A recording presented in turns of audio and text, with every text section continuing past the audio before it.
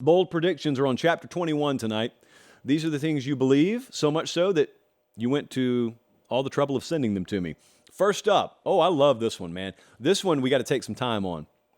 How familiar are you with the SEC West? So Lucas is from Auburn, Georgia. He says, Mississippi State finishes fourth or better in the SEC West. Fourth or better. Now, I have found, and I do some radio in Jackson, I have found that Mississippi State is the classic convo booby trap team, because anytime you're talking about them, especially if you know the SEC, you're very tempted to say Mississippi State is a sleeper team. And they are. But the problem is, anyone worth their salt who's ever been on the debate stage is going to come back and say, all right, well, who are they finishing in front of? And you just sit there.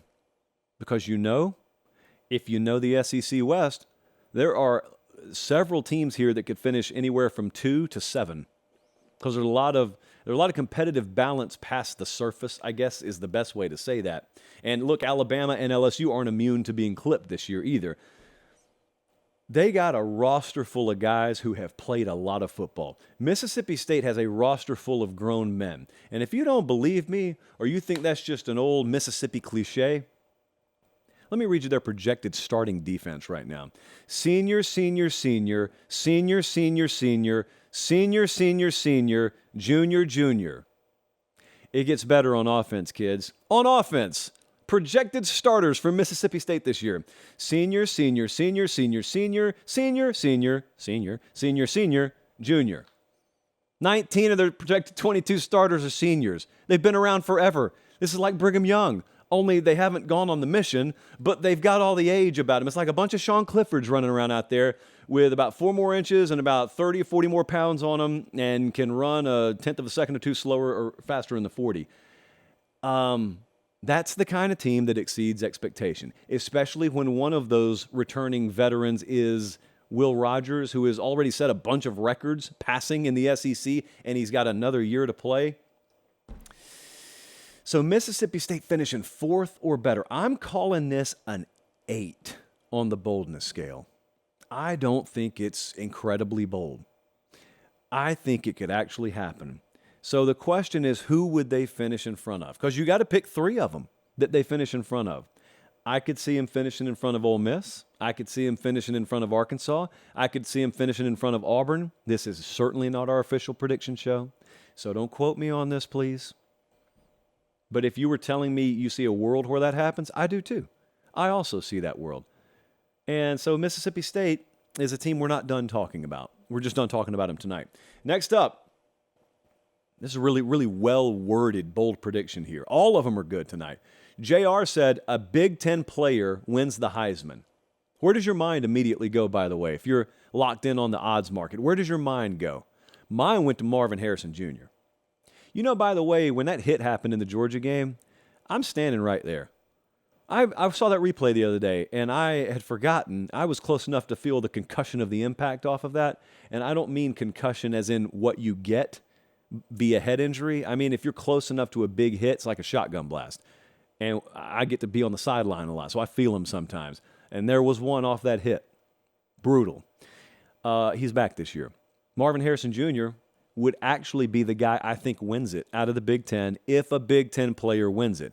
Now, I know J.J. McCarthy has better odds. I could just never see Michigan implementing a style of play that is conducive to him putting up Caleb Williams passing numbers, nor do they need to. So that's not a slight against them. So I think it'd be Marv. And then behind him, I could see a year where Blake Corum, let's just say we don't want this to happen, but let's say Donovan Edwards was slowed for some reason, and it shifted a bulk of the carries to Blake Corum instead of them splitting at 60-40. I could see him rocketing up the Heisman board there. But if it happens, I think it would be Marvin Harrison Jr. that does it. I think it's an 8.75 on the boldness scale that a Big Ten player wins the Heisman. Because we all know you got to overcome Caleb Williams out there. Quite frankly, you got to overcome a number of quarterbacks. You got May down there at North Carolina. I'm a big Bo Nix guy this year, as you'll see down the road. And that's not all of it. I didn't mention Quinn Ewers at Texas. I don't know if you've heard, but they're back this year. So that's a good one. Now, this next one's even better. And this next one, I'll just get the rating out of the way. This is a 9.25 on my boldness scale. But I love it, Jordan. Jordan said UCF will have the best record of all the Florida Power 5 teams this year. Will they now? Will they? That's from St. Cloud, Florida, by the way.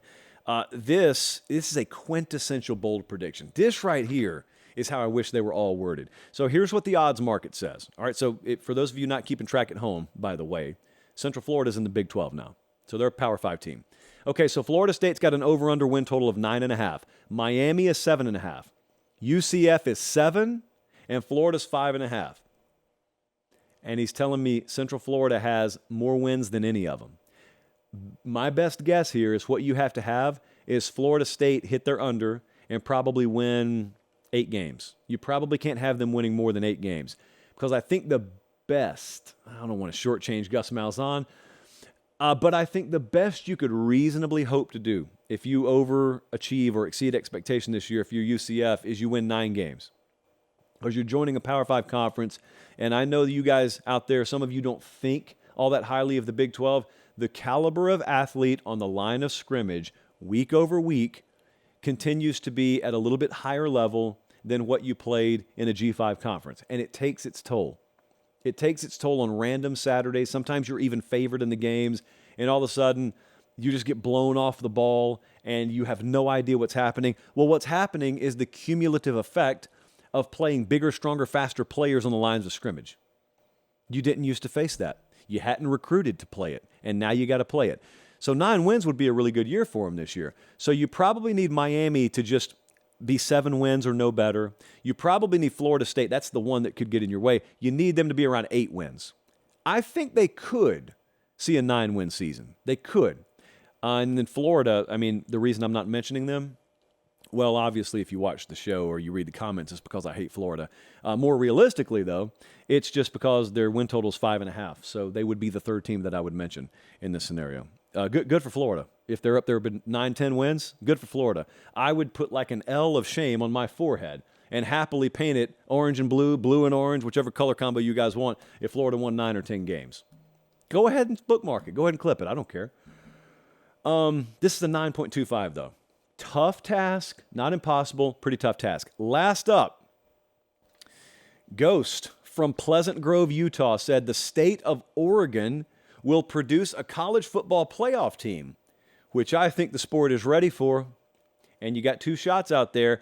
And Oregon State has the, let's see, I'm going to get it right. So Oregon's got the 12th best odds to make the playoff in the country. Oregon State has the 22nd best odds to make the playoff in the country. So it's not crazy, especially with Oregon, not crazy. Top 12, hey, that would be good to make the playoff next year, I guess. Can you imagine the Civil War, which they changed the name of for ridiculous purposes up there, but I'm still calling it the Civil War. Can you imagine the Civil War, which is their rivalry game, the last week of the season on a Friday, no less? If this were on the line, now here's the other thing I want to know. In this scenario, are both of them good? Like, are both of them up there 10 wins, 11 wins, and they're playing for a shot in the Pac-12 championship game? Or is it Oregon flying high and Oregon State's looking to play spoiler or vice versa? Man, if you could give me that, if you could give me both of them with 1 or fewer losses going into the Civil War game, number 1, must-see TV. Number 2, remember how the Pac-12 is structured now. You just take the best 2 teams. So everyone's out here talking about in the future, what happens if Michigan and Ohio State have to play 2 weeks in a row? Hey, friends, what if Oregon and Oregon State do it this year? What happens there?